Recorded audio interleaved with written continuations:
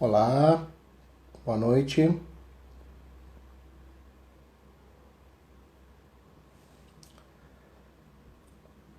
Chamando aqui o professor Otávio, sejam todos bem-vindos.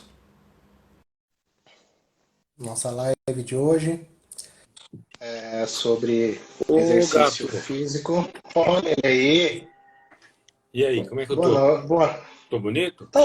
Tá lindo como sempre, Arrumado? cheiroso. Cheiroso sempre. Eu até tomei banho hoje.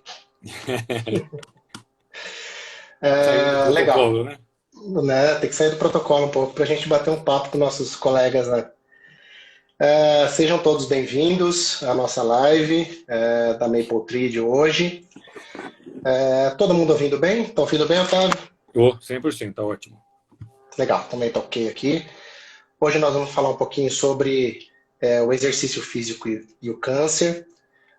A nossa primeira live sobre exercício físico e câncer da Maple Tree. Espero que muitas, Verdade. enquanto o pessoal está entrando aí.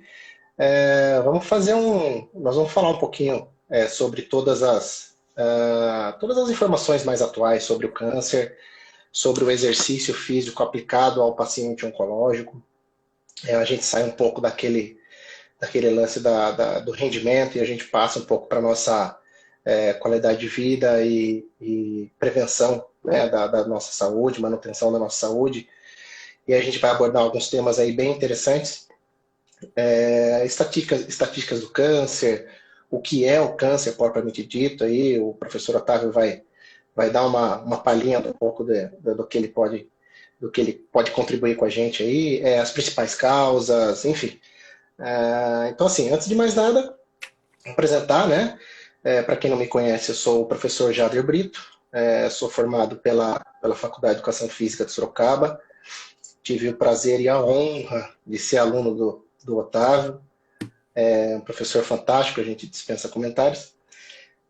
Pós-graduado em reabilitação cardíaca grupos especiais pela Gama Filho, personal trainer há 12 anos, e nos últimos anos aí a gente vem voltando um pouquinho ao exercício físico do paciente oncológico, né? Esse ano, em fevereiro, nós tivemos a grande oportunidade, né, Otávio, Sim, de, de conhecer um pouco do que é um atendimento de alto nível de qualidade, a prestação de serviço de profissionais capacitados, protocolos fantásticos e da mais alta tecnologia, a gente pode dizer assim, que foi nossa experiência, nossa vivência lá em Ohio, em Dayton, no qual foi eu, o professor Otávio e a doutora Alice.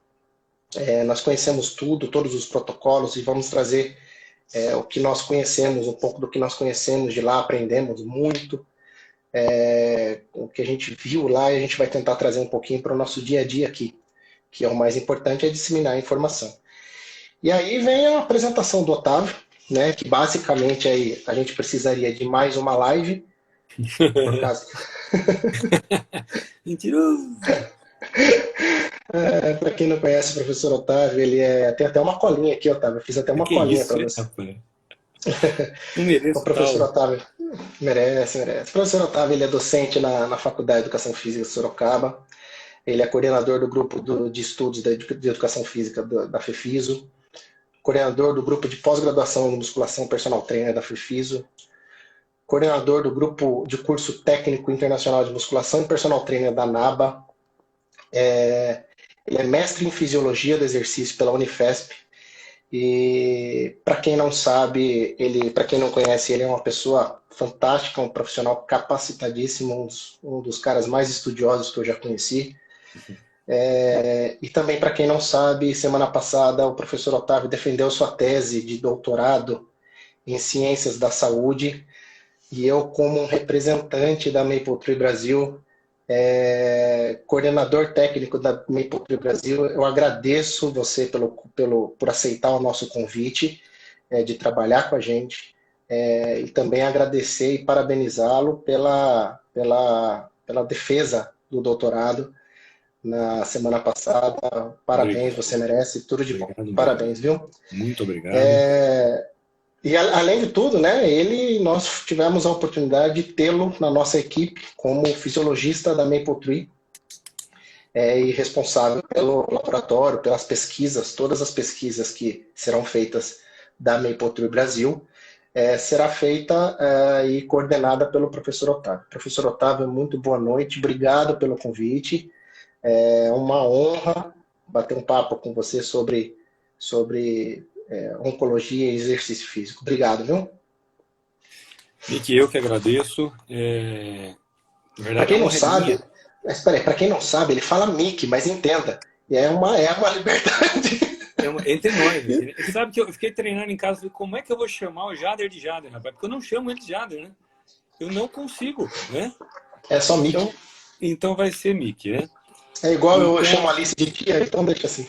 é bem por aí. O prazer é todo meu, né? É uma honra trabalhar com vocês, né? A MapleTree é um projeto que eu já falei isso uma vez e vou falar novamente. É um projeto onde a gente vê Deus, né? Enxerga realmente Deus à frente do projeto, porque é um projeto onde a gente tem a ajudar o próximo, né? O maior intuito é ajudar o próximo sem visar lucro, muito pelo contrário, né? A nossa satisfação é melhorar a qualidade de vida, melhorar, né? Diminuir risco de mortalidade, enfim, do paciente Perfeito. oncológico. Então é um projeto muito bonito e não tem a quem não se apaixone. Eu me apaixonei desde a primeira vez que eu fiquei sabendo, que tive a honra de ser convidado. Então, eu que agradeço mais uma vez, Mick, você, a Alice, a todos aí da MapleTree, que é uma grande família, né? Todos têm uma É, uma, vibração muito boa, todo mundo é tem um verdade. coração enorme. Parece que Deus É realmente outro? reuniu pessoas dispostas a fazer o bem. Isso aí.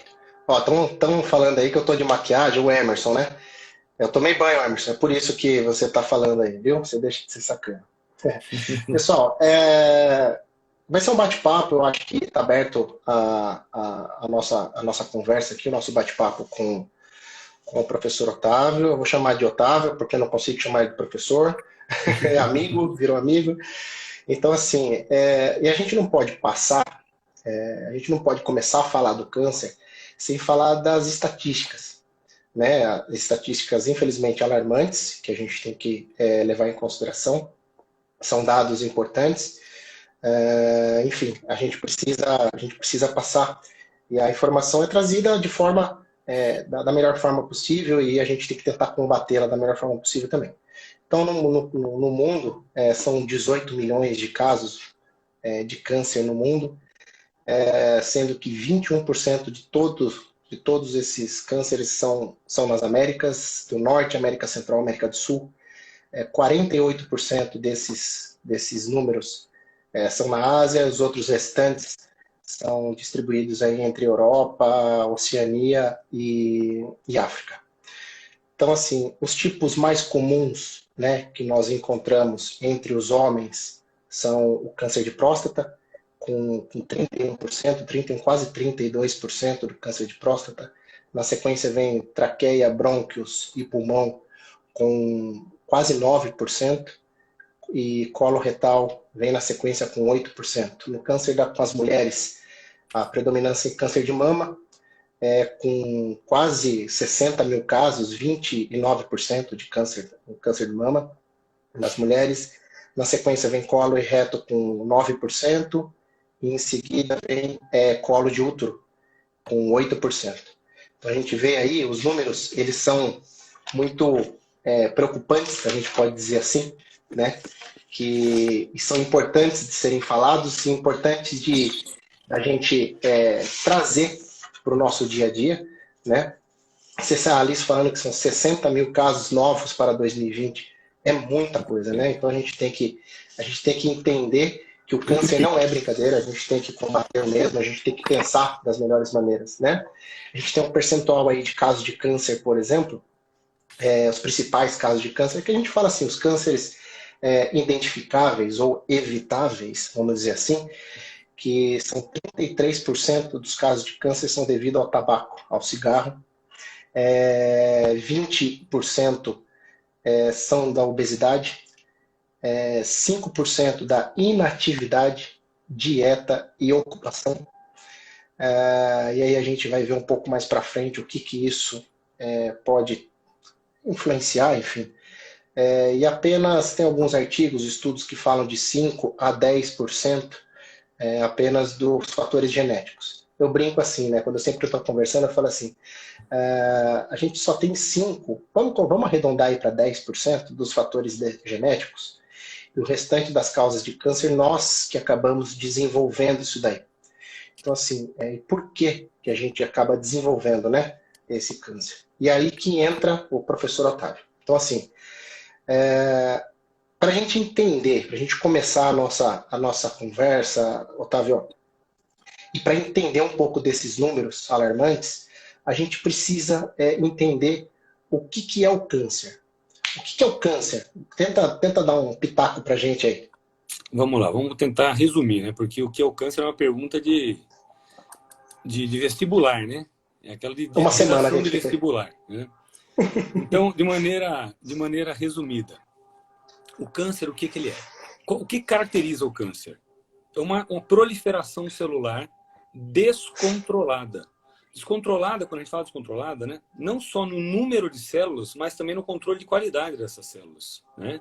Então, são células que estão se multiplicando de maneira sem controle e são células teoricamente defeituosas, né? Que não têm uma boa funcionalidade. Bem, mas como é que isso acontece, né? Eu acho que, para a gente entender melhor como acontece, é só a gente observar, por exemplo, ó, quais são os principais locais, né? Como você mesmo citou, Jader, os principais locais de câncer. Se a gente pegar mulher, mama, intestino, colo de útero. No homem, próstata, pulmão e intestino. E, enfim, aqui no Brasil é muito comum também câncer de pele, na verdade. Então, repare em todos os locais que a gente citou. São locais onde constantemente a gente tem a renovação das células.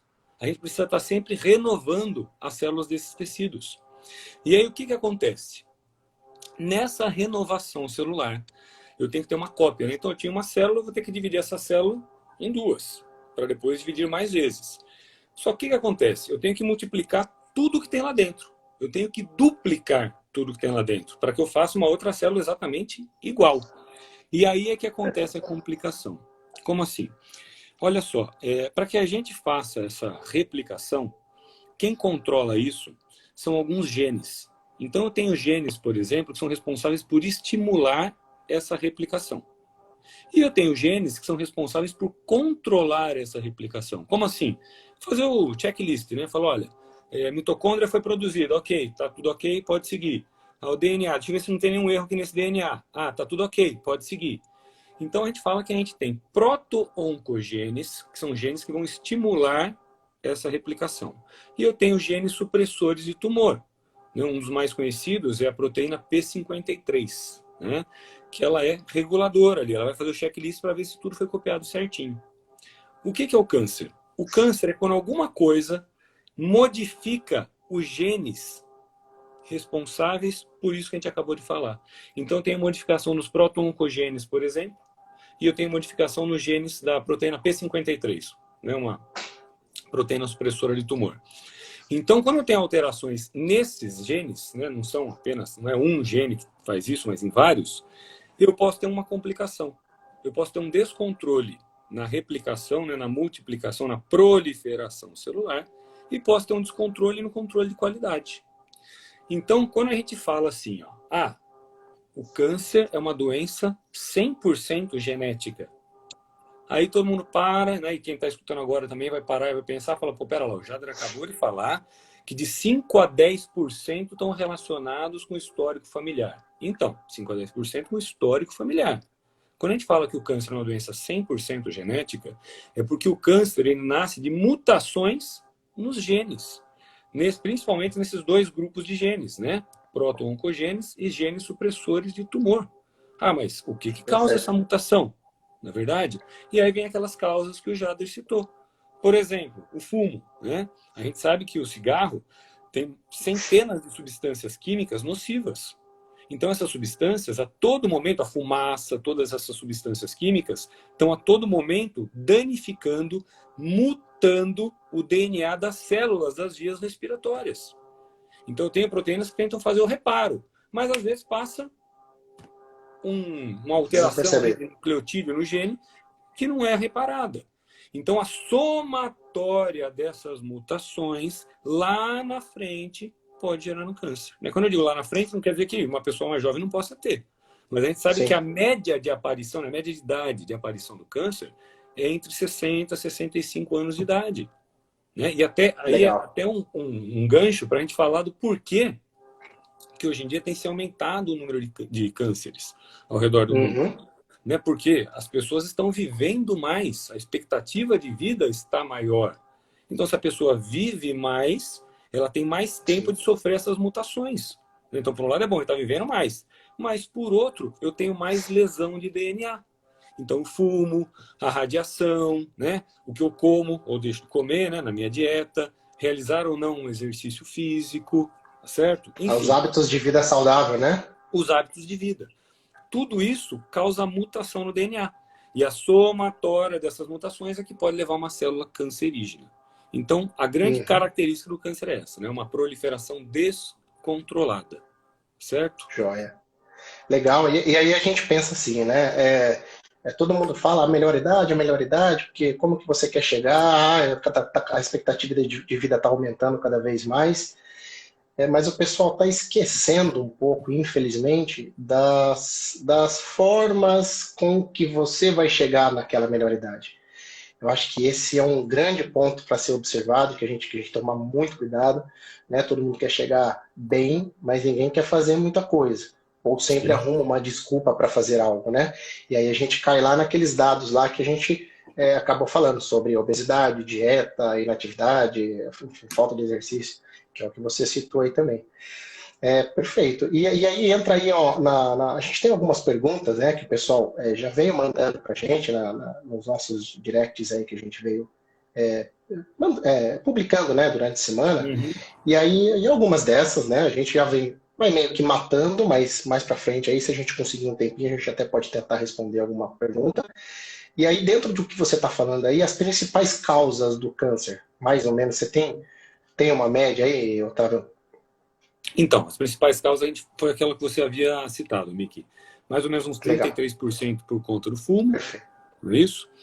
Daí é interessante a gente notar o seguinte, ó, não querendo cortar, mas já aproveitando o gancho, que das principais causas, se nós repararmos o sedentarismo, né, ou a falta de atividade física, entra aí com 5%. Falar, mas é só 5%. Mas daí você olha os fatores associados ao sedentarismo.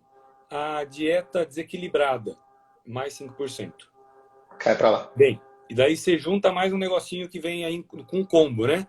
Aumento de peso, sobrepeso e obesidade, 20%. Então, só esses 3 fatores já dão 30% aí. Se eu for pegar a ocupação do indivíduo, que também está relacionado a isso, são 35%. Né?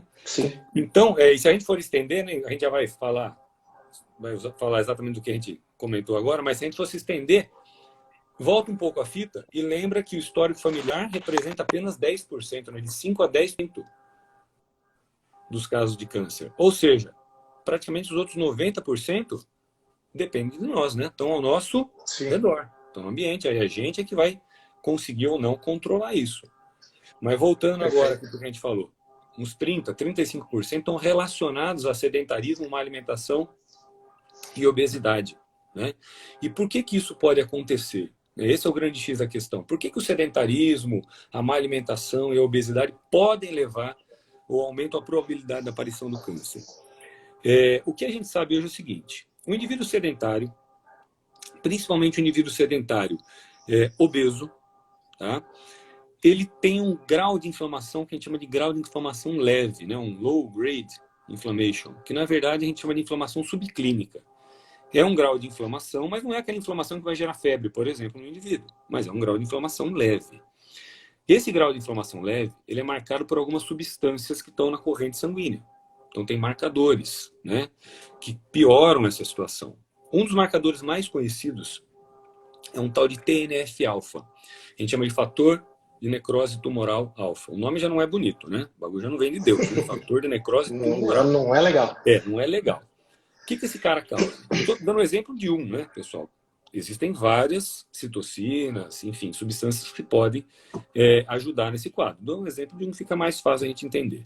Então, uma elevação nesse TNF-alfa. Esse cara prejudica o receptor de insulina. O que a insulina faz? A insulina se liga nesse receptor para permitir a entrada de glicose nas células, certo? Quando você prejudica o funcionamento desse receptor, você não consegue já jogar tanta glicose para dentro da célula. Então, o que seu corpo é obrigado a fazer? Aumentar a produção de insulina. Porque ele pensa assim, poxa, produzir insulina e ainda continua a glicose no sangue, tenho que produzir mais insulina. Legal. Então, você entra num quadro, né, o indivíduo entra num quadro de pré-diabetes, de hiperinsulinemia. E esse aumento na insulina tem algumas complicações. Por exemplo, esse aumento na insulina vai lá no fígado do indivíduo e estimula o fígado a produzir um outro hormônio chamado IGF-1, tá? Que é um fator de crescimento semelhante à insulina. Beleza. O que o IGF-1 tem a ver com isso? Pessoal, o IGF-1, só para vocês terem ideia, é um dos fatores que ajuda no aumento da massa muscular. Então, quando o indivíduo treina, né, uma das coisas que auxilia ele no aumento da massa muscular é a produção de IGF-1. Só que aí o GH estimula o fígado a produzir o IGF-1. Aqui o TNF-alfa estimulou. Você fala, pô, mas então é bom, né? Está estimulando, eu vou crescer. Pelo contrário, no indivíduo sedentário ele não tem estímulo para hipertrofia do músculo esquelético. Esse aumento de IGF-1 vai estimular a proliferação celular. E lembre que é na proliferação celular que pode acontecer aquelas complicações. Então, isso tanto aumenta a probabilidade de uma incidência de câncer, quanto no indivíduo que já tem o câncer e está inativo, piora o quadro. Por quê? Sim. Porque ele vai estimular a proliferação. Né? O que acontece na proliferação? Qual que é o grande problema? Pessoal, é muita célula para pouco nutriente, oxigênio. Então, você tem uma competição, não é isso? E aí, essa competição Sim. faz o quê? Faz ter aquela tal de angiogênese, né? A célula está lá, as células tumorais, isso estimula o crescimento de vasos sanguíneos. Então, o IGF-1 começa tudo isso, porque essa proliferação estimula a liberação de fatores que aumentam a vascularização do local. Então, começa a aumentar vaso sanguíneo naquele local. O que isso facilita? Tanto a maior proliferação, quanto essas células migrarem dali para outros locais do corpo. Né? Lógico, é um mecanismo muito mais complexo, né? Mas eu acho que aqui, por hora, tá bom. Mas a gente tem a tal da metástase. Né? Então, essas células podem migrar daquele tumor primário e ir para um local secundário. Né? Perfeito. E aí tem até diversos estudos, né? A gente não precisa falar de todos, óbvio, nem tem como falar, mas tem um artigo falando sobre o aumento dos casos de câncer, né? Enfim, que fala da Ru Global-Can, que fala que em 2012 eram 15 milhões de casos de câncer. E eles estão com um prognóstico de 2035 de subir para 25 milhões de casos de câncer. É isso uma mesmo. média, né, Ali? Então, assim, você vê a importância do lance da obesidade, do sedentarismo. Então, a gente meio que mata sobre as causas, o aumento do câncer, o que está acontecendo, né, para aumentar esse câncer, né, no dia a dia. Se a gente for pensar, né, Jader, só de realizar exercícios, se alimentar bem e não fumar, você já elimina aí praticamente 60% da chance. 60%. É lógico que tem um histórico familiar. Né? Sim, sim. A Alice está até ressaltando aí os receptores de estrogênio, né? Então, assim, tem muita coisa aí relacionada a esse tipo de... A obesidade, por exemplo, tem um dado atual de 2020 aqui do Ministério de Saúde, que nos últimos 13 anos para cá, aumentou cerca de 60%, quase 68% a obesidade.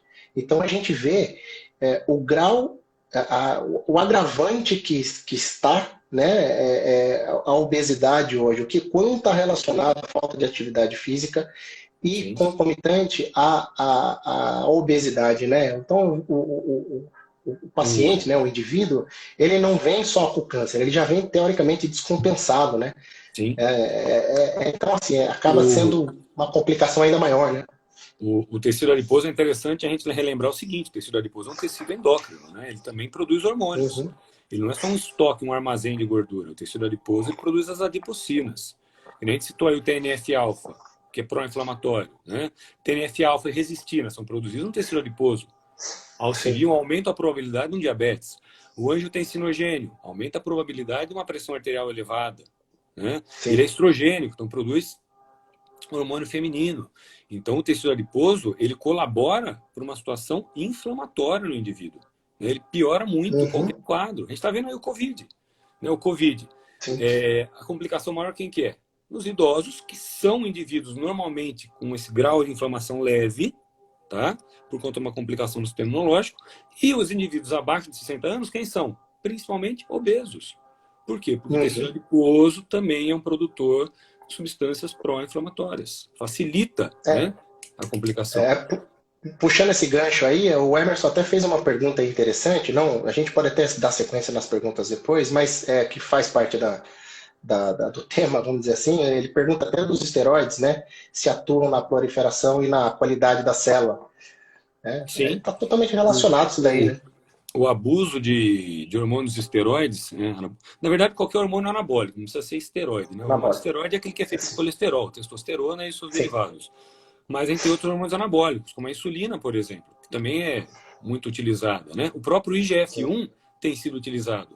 Então, todos esses hormônios que aumentam proliferação, né, que são anabólicos, quando é em excesso, né, se a pessoa não está precisando de uma reposição hormonal, você pode sim ter um fator aí que vai aumentar a probabilidade de um câncer. Né? Legal. E assim, ó, sabendo dessas informações, né, a gente dando uma pincelada aí sobre, a gente conseguiu entender, passando por cima, óbvio que a gente não dá para aprofundar, não é um curso de pós-graduação, né, Otávio? A Uhum. gente precisa tentar colocar o máximo de informação para todo mundo conseguir armazenar, entender de forma clara e objetiva, sabendo e entendendo como que funciona, né, o câncer, como que ele se prolifera, qual que é o papel do exercício físico no câncer? Então, ó, vamos fazer assim, ó, vamos pegar algumas marcas registradas do câncer, né? E até mesmo algumas etapas. Melhor a gente pegar as etapas da metástase, que eu acho que dá para a gente explicar como acontece a metástase, né? Porque a metástase talvez seja um fator que está mais relacionado à mortalidade, né? Indivíduos com câncer Sim. sem metástase, a taxa de sobrevivência, né, é muito alta. Dependendo do câncer, obviamente. Mas quando com metástase, o diagnóstico, né, a taxa de Cai sobrevida bastante. cai bastante. Mas, enfim, vamos lá então. Ó. Então, o primeiro ponto que a gente havia falado era sobre a proliferação descontrolada. Né? Então, a gente tem esse descontrole da proliferação, que é o primeiro fator aí, é a primeira marca registrada do câncer. O que o exercício pode ajudar? A gente tem muitos estudos mostrando o seguinte: exercício físico, indivíduo com câncer. Primeiro, você tem redução do IGF-1 circulante. Fala, poxa, mas como redução, né? Se o exercício estimula, porque agora você tem uma competição. O músculo também vai captar esse IGF-1. Então, teoricamente, sobra menos para o tumor. Então, você diminuindo o IGF-1 circulante, você diminui toda aquela via que vai levar à proliferação.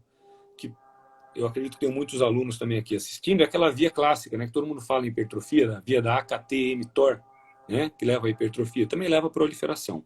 E quando você diminui o IGF-1, você diminui, né, a PI3 quinase, o fosfatidilinositol 3 quinase, a AKT, mTOR, diminui a proliferação. Outra coisa, você tem estudos mostrando em aumento da P53. Lembra aquela proteína que ajudava no controle de qualidade? Você tem uma maior atividade e maior produção da P53, que também age inibindo aquela via. Né? Outra coisa, você tem um aumento da atividade, da ativação e atividade de uma outra proteína chamada AMP quinase, que funciona como uma enzima. Tá? Rapidinho, não vamos perder tempo, mas só para a gente, porque é interessante. A AMP Tranquilo, quinase... temos tempo ainda. Estamos tranquilo aqui. A AMP quinase, pessoal, sei que o nome é complicado, mas ela é como se fosse um sensor energético da nossa célula. Ela só é ativada quando não tem energia na célula. Ou, esse é o principal mecanismo, tá? Então é que nem o nosso pai, né? Que nem agora em época de coronavírus, está todo mundo em quarentena aí, tem gente sem receber, né? O pai passa, apaga a luz do quarto, né? Cancela a net, está querendo economizar. Então a AMP quinase é o seu pai, é a mesma coisa. Como é que funciona no exercício? Quando falta energia, ativa a AMP quinase porque ela vai cortar os gastos, certo? O que a gente tem visto com o exercício no indivíduo oncológico? Você também aumenta a ativação da AMP quinase. Tá, e daí? Não entendi. Você não entendeu? Se você aumenta a ativação da AMP quinase, como é que a célula vai proliferar? A AMP quinase corta tudo. Fala, não, pode parar que proliferar. A gente está sem energia aqui. Como é que você vai querer proliferar, fazer um puxadinho lá na sua casa? Não tem dinheiro, esqueça. Pode parar. O pai corta. Exatamente. Então a gente tem bons estudos mostrando essa via também. E para finalizar essa parte, que é uma parte interessante também, a gente tem estudos mostrando com a ativação, né, o exercício físico ativando a via da caspase 3. Tá, o que é essa caspase 3? Caspase 3 é uma proteína que está ligada à apoptose celular. E o que é a apoptose? É a morte celular programada. Quando a célula não está funcionando direito, aquela P53, por exemplo, como é que ela faz o controle? Ela tenta reparar o negócio. Tá? Não está legal isso aqui, não saiu boa essa cópia aqui na replicação. Vamos tentar consertar. Se não der para consertar, morte na célula. Já era, certo? Legal. Quem é ativado? Essa caspase 3. Só que na célula cancerígena, a gente vê a P53 não funcionando direito, não tendo uma boa ativação de caspase 3. O cara que faz o exercício é o contrário. Você tem uma ativação da via da caspase 3. Lógico, né? Não vai ser salvo o mundo. Fez exercício, parou o câncer. Não é isso. Mas você diminui, por exemplo, o crescimento ou a velocidade de crescimento do tumor. Em alguns casos, lógico, depende muito do volume, da intensidade do exercício, da frequência de treino semanal, né? Por isso tem estudo que mostra bons resultados, tem estudos que mostram resultados menores. Depende do tipo de exercício, volume, intensidade, etc. e tal. Tá? Esse foi o primeiro ponto. Angiogênese. Aquela angiogênese que ajuda as células a terem um pouquinho mais de energia, né? Alimenta o tumor e ajuda na metástase, que é horrível. Né? O que a gente tem de estudos falando? A gente tem estudos que mostram que o exercício aumenta proteínas que melhoram a qualidade do vaso sanguíneo que está chegando ali. Você fala, pô, mas então isso é ruim, né? Está melhorando o vaso sanguíneo que chega? Você está melhorando a estrada que leva o nutriente para o tumor? Pelo contrário. Quando você melhora essa estrada, você consegue que as células do sistema imunológico cheguem mais rápido lá. Você melhora a adesão dessas células no vaso sanguíneo. E elas conseguem E aí chegar... desmistifica também, né? Tem aquela Exatamente. desmitificação da turma falar assim, ah, mas se eu vou alimentar a célula, ela vai crescer, né? Não é o contrário, não Exato. posso alimentar ela, né? A gente quebra aquele paradigma, né? Perfeito. Porque antigamente era assim, né? Até reduziam a Sim, alimentação dos indivíduos com câncer para tentar diminuir o aporte para o tumor. E é o que acaba sim. piorando a situação, né?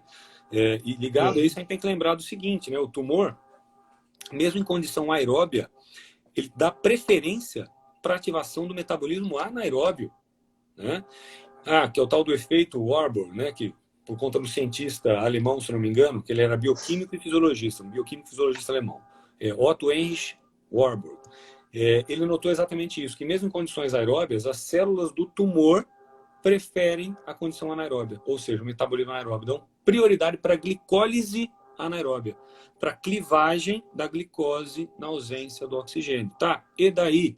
E daí o seguinte, se nós nos lembrarmos de bioenergética, quando a gente utiliza a glicólise anaeróbia, a gente dá origem ao lactato. Então vai ficar mais ácido. Não é isso. O lactato ele não aumenta a acidose celular. A acidose é metabólica, por conta de clivagem de ATP. Mas, enfim, esse lactato, tá, ele acaba atrapalhando as células do sistema imunológico. Ele diminui a infiltração, por exemplo, de células natural killer, que são células que vão atacar as células tumorais. Ele faz com que o perfil dos macrófagos, que também são células, né, são fagócitos, mude. Eu tenho os macrófagos, eu tenho o tal do macrófago M1, que é o cara que vai chegar dando voador ali no local, né? Para tentar acabar com a bagunça. Mas eu tenho uma forma mais apaixonada do M1, que é o M2. O macrófago M2 ele é mais na paz, né? Não, vamos parar com isso, deixa disso. E esse lactato e outras substâncias liberadas pelo tumor fazem o macrófago ficar meio na paz e amor. Fala, não, deixa disso, não vamos atacar ninguém. Tá?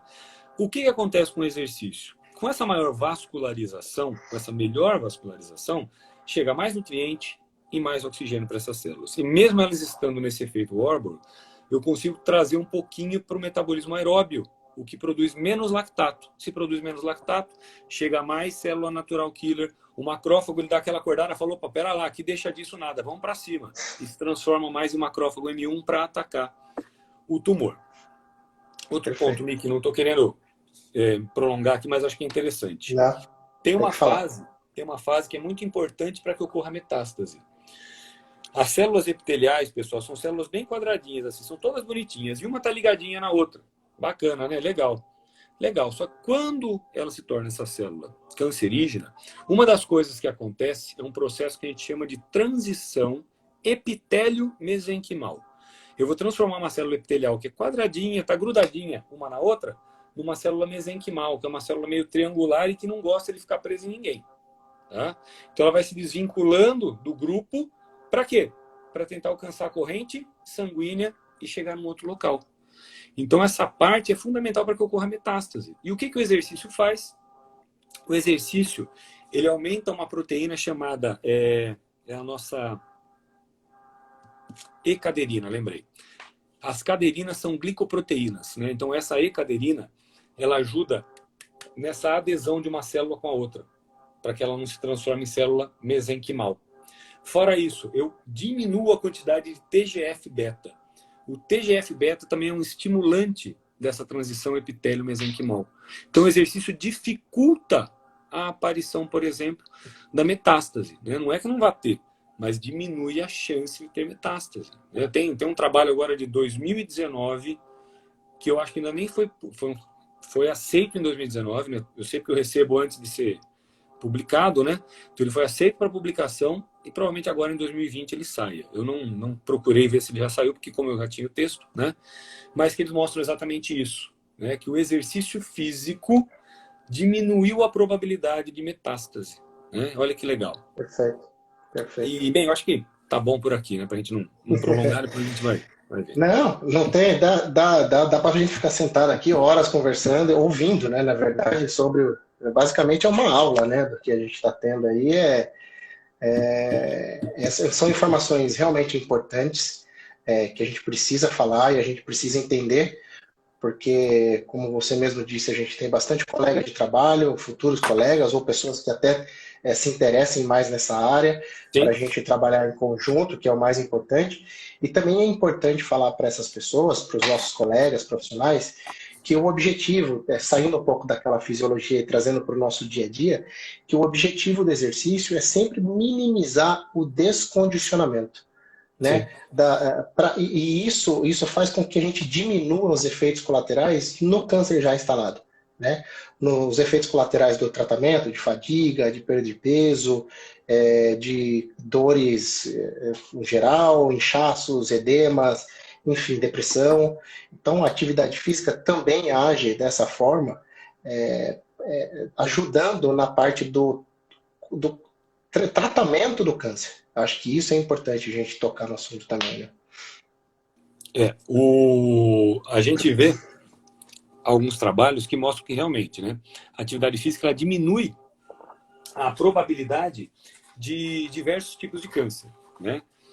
A gente fala em 7 tipos diferentes de câncer, né? 2 que têm um efeito, uma alta correlação.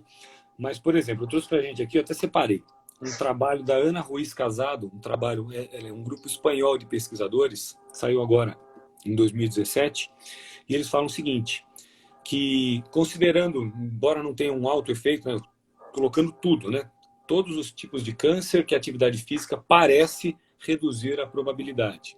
Então ela fala uma redução de mais ou menos 20 a 22% no câncer de cólon, no câncer de pulmão, mais ou menos 18% no câncer gástrico, endometrial e isso mesmo, né? E 10% de mama, ovário, próstata, pâncreas e rins. Por mais que a gente possa falar, não, mas pera lá, tem estudo falando que são 7, os principais, se eu não me engano, são pulmão e mama, né, que tem alta correlação realmente, tudo mais. Mas só nós sabemos que existe, embora não seja alta, correlação da atividade física com a redução de todos esses tipos de câncer, e eu acredito realmente nisso, por tudo que a gente tem visto aqui, né? Por todos os estudos que eu mostrei aqui hoje pra gente, o exercício físico ele atua em todas essas fases do câncer, né? Desde esse aumento, né, controlar esse aumento na proliferação até a metástase, evitar ou diminuir a metástase.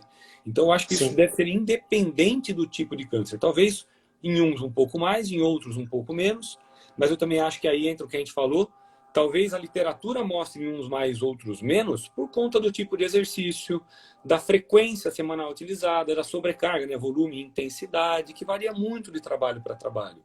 Quer não, essa parte de exercício de câncer é muito recente, né? Sim. Ainda está engatinhando, então está crescendo bastante. Exatamente.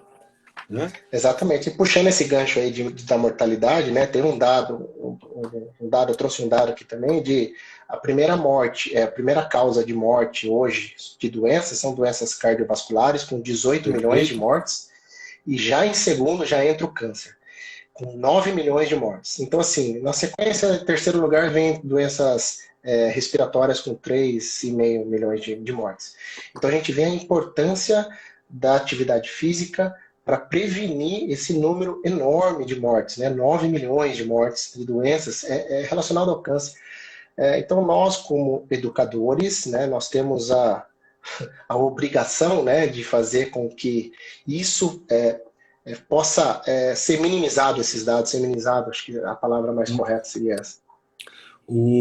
Se a gente for pegar, né, Jader, as recomendações, se a gente pegar, por exemplo, a recomendação do American Cancer Society, eles falam que a recomendação para o indivíduo com câncer é de 30 a 60 minutos por dia, 5 vezes na semana, que bate com o que a gente falou semana passada, como você estava falando com a Alice, né? A recomendação lá, se for atividade moderada, de 150 a 300 minutos por semana, se for atividade vigorosa, de 75 a 150 minutos por semana, está batendo exatamente com o que eles estão falando. O Colégio Americano de Medicina Esportiva, o que ele fala para a gente? Ele traz um pouco mais de, como é que eu vou dizer assim, de informações para que a gente controle as variáveis, né? Então ele fala para a gente, frequência de exercícios aeróbios e treinamento resistido. Aeróbio, de 2 a 3 vezes na semana. Melhor, perdão. Aeróbio, de 3 a 5 vezes na semana. Resistido, Isso, de 2 a 3 vezes moderado. na semana. Daí se deparar e pensar, fala, mas por que o resistido só 2 a 3 vezes na semana e o aeróbio de 3 a 5, né? Vamos lembrar o seguinte, né, pessoal? O resistido, a gente está falando aí de indivíduos que teoricamente não treinavam, ou que mesmo que treinassem, agora eles estão passando por um tratamento, né? Uma quimioterapia, uma radioterapia, enfim, hormonioterapia, depende do caso, mas que esse indivíduo agora está um pouco debilitado, né? Então, por que a gente faz de 2 a 3 vezes por semana? Porque a gente vai usar o tal do corpo todo, não é verdade? A recomendação para iniciante, e para esses casos em que a pessoa está debilitada, é o corpo todo. Esse cara vai treinar 2, 3 vezes na semana porque ele vai espaçar um dia de treino do outro. Priorizando os grandes grupos musculares, né? Exatamente. É um exercício por grupo muscular. Quantos exercícios? De 6 a 9 exercícios, é o que eles falam. Exato. Priorizando os multiarticulares. Né? Isso, já puxando o gancho aí, e aí a gente já pode até linkar sobre a parte das diretrizes do Colégio Americano de Medicina do Esporte, que no paciente oncológico eles preconizam de 8 a 12 repetições com intervalos aí entre 1 minuto a 1 minuto e meio. Isso o Colégio Americano de Medicina do Esporte fala com exercícios moderados, né? E exercício vigoroso a gente pode englobar aí 75 minutos por semana.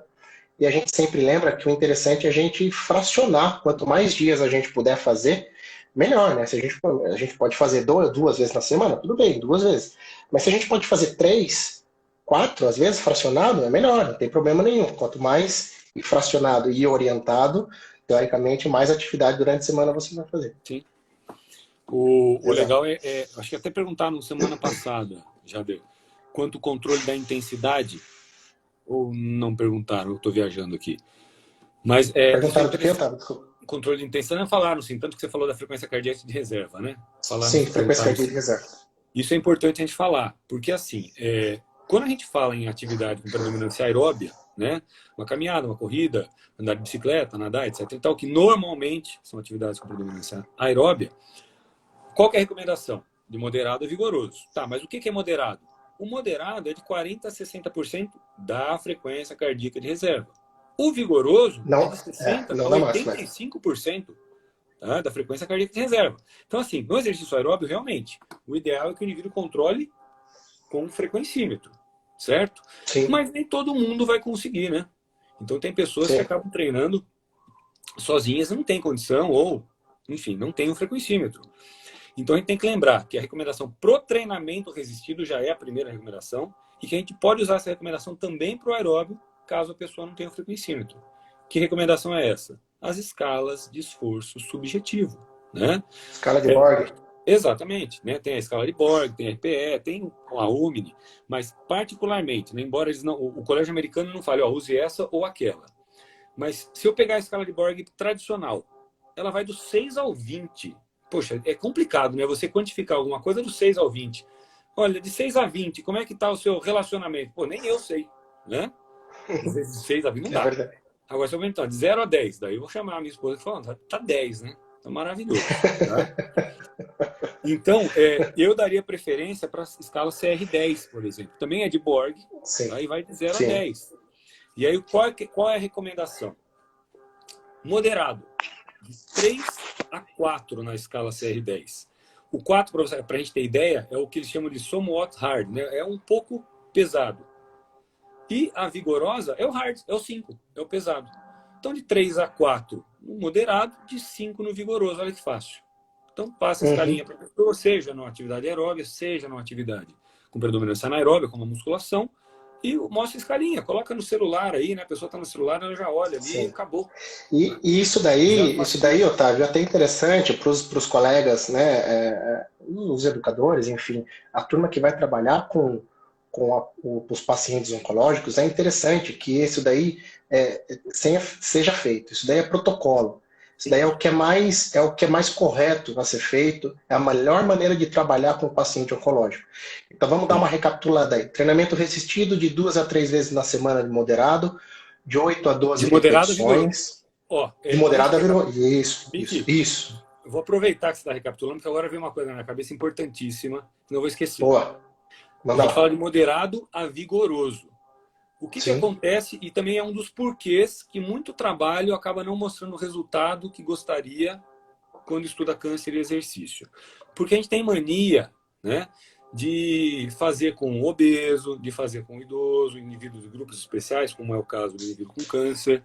Não estou falando que isso não deva ser feito no momento apropriado, mas a gente sempre sim. trata as pessoas com, ai, não pode, coitado, vai machucar, né? E o que os estudos têm mostrado para a gente? Os estudos compararam, por exemplo, treinamento resistido. Tem um estudo muito legal de 2019, que eles compararam isso, treinamento resistido moderado e pesado, o Pesado, vigoroso. intenso. Os dois tiveram um ótimo resultado. E, além de ter um ótimo resultado, não causou um maior desconforto para o indivíduo que trabalhou mais pesado. Pelo contrário, foi o grupo Exato. que ganhou mais força. Então, eles tiveram Força. os mesmos benefícios, mas, comparando força, o grupo que treinou mais pesado teve mais força e o mesmo desconforto. Então, realmente, o ideal é que a gente trabalhe do moderado para o vigoroso, se possível, se o indivíduo já estiver mais condicionado, já tiver Próximo. passado Próximo. aquela fase da quimioterapia, né? Onde o indivíduo está mais fadigado, na é verdade. Com a Sim. quimioterapia, 90% dos indivíduos sentem fadiga. O relato é que esse Sim. indivíduo, 90% dos pacientes que passaram por quimio vão sentir fadiga uma hora. Tem relatos Perfeito. de meses depois, É tem um, relatos de até anos depois, mas tem. é Tá? um dos grandes relatos, né, dos efeitos colaterais, né? E eu vou aproveitar, Miki, antes que eu esqueça aqui, e vou falar uma coisa que está ligada com isso aqui. Eu até anotei para não esquecer. Tem trabalhos mostrando o seguinte.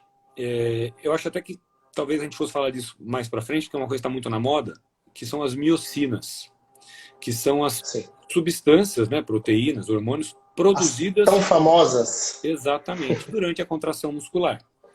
E também tem miocinas que estão sendo relacionadas ao câncer. Então, por exemplo, eu tenho a interleucina 6, né, que é famosíssima, que também é uma interleucina, também é liberada pelo sistema imunológico, mas o músculo também produz.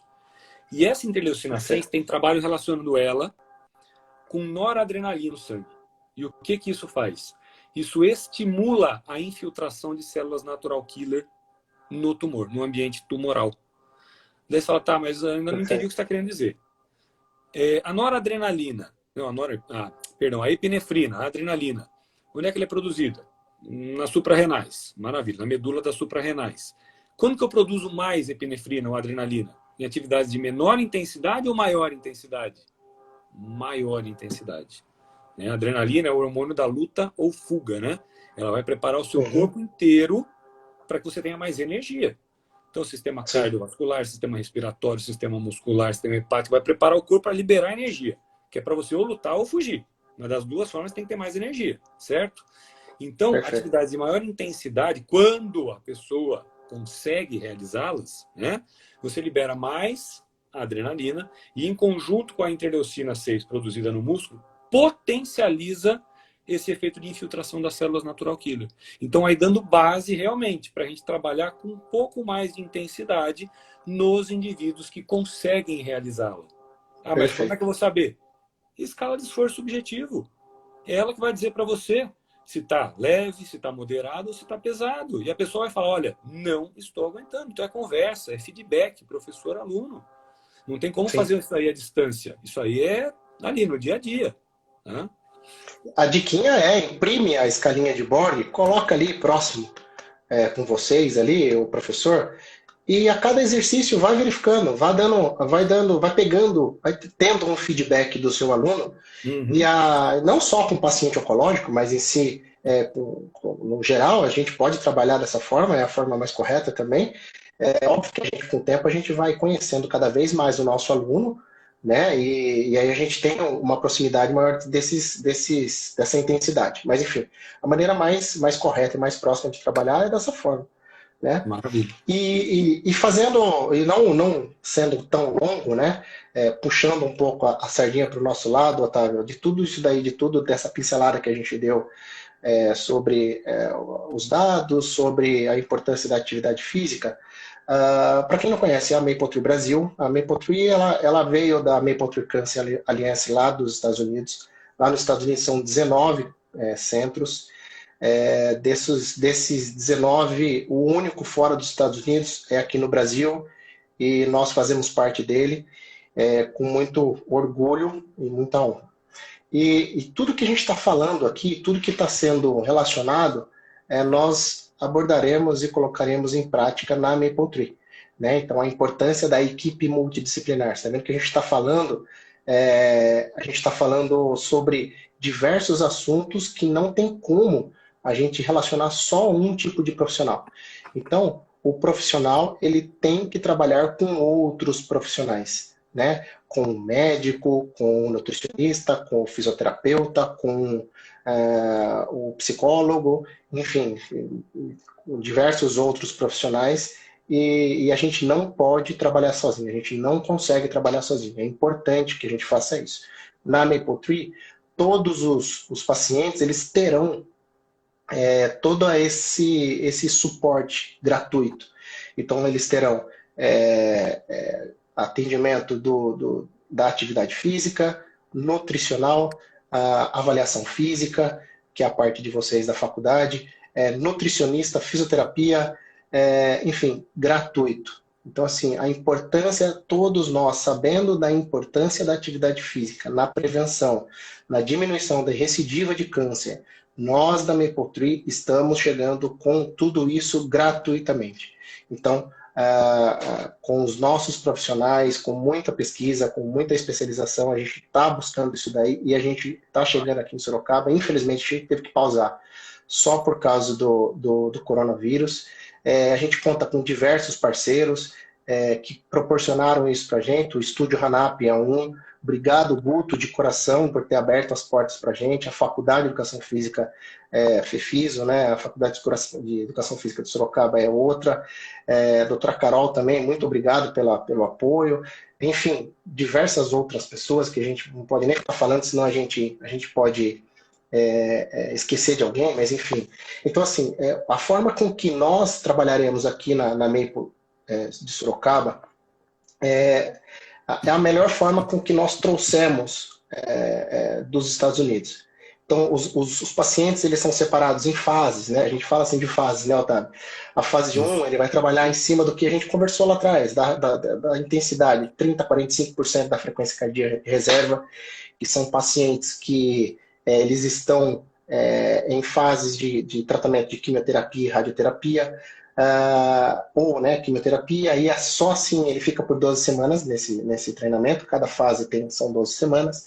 Fase 2, ele fica na parte de 40% a 60% da frequência cardíaca de reserva. São pacientes que completaram a fase 1, ou passaram por cirurgia ou hormonoterapia. O paciente que foi para a fase 3, ele está de 50% a 85% da frequência cardíaca. Então, tem intensidades e a importância de saber trabalhar essas intensidades. E pacientes que passaram com sucesso da fase 3, e aí ele vai para a fase 4. gradativamente ele é considerado como saudável, né? Então, assim, depois da liberação médica, ele vem até nós, só para o pessoal entender, para quem não conhece, após a liberação médica, ele vem até nós e ele faz um cadastro via telefone que está na página da Maple. Então, ele vai fazer todo um preenchimento de dados e a partir daí ele vai até a avaliação física e vai seguir um protocolo que nós seguimos para então a gente dar sequência nos treinamentos. Então, assim, o nosso agradecimento, primeiro, à Mapletree Cancer Alliance dos Estados Unidos por trazer e proporcionar todos essa forma de trabalho, né, de maneira multidisciplinar, controlada, responsável, né, que é o mais importante, e para que a gente possa os nossos clientes, né, os nossos pacientes. Então, assim, antes de mais nada, a gente está acabando um pouquinho o nosso tempo aí. Acho que o professor Otávio acho que caiu, não sei se ele está aí, deixa eu ver aqui. Se ele vai voltar. Não sei se ele caiu, a gente está acabando o nosso tempo.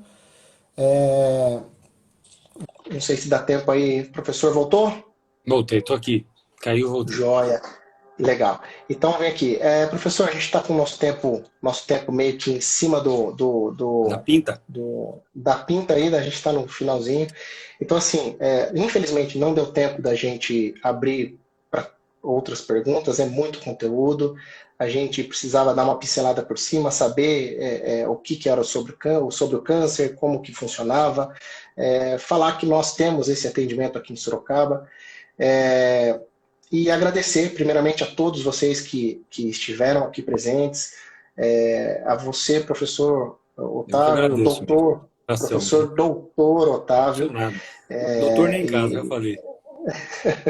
E agradecer a todos que tiraram um tempinho para ouvir o nosso bate-papo aí e falar que vocês podem, se alguém tiver alguma pergunta a mais aí que a gente não pôde responder, infelizmente, peço desculpas, pode mandar para a gente, ou aqui pela Mapletree, ou no meu Instagram, ou no Instagram do professor Otávio, enfim.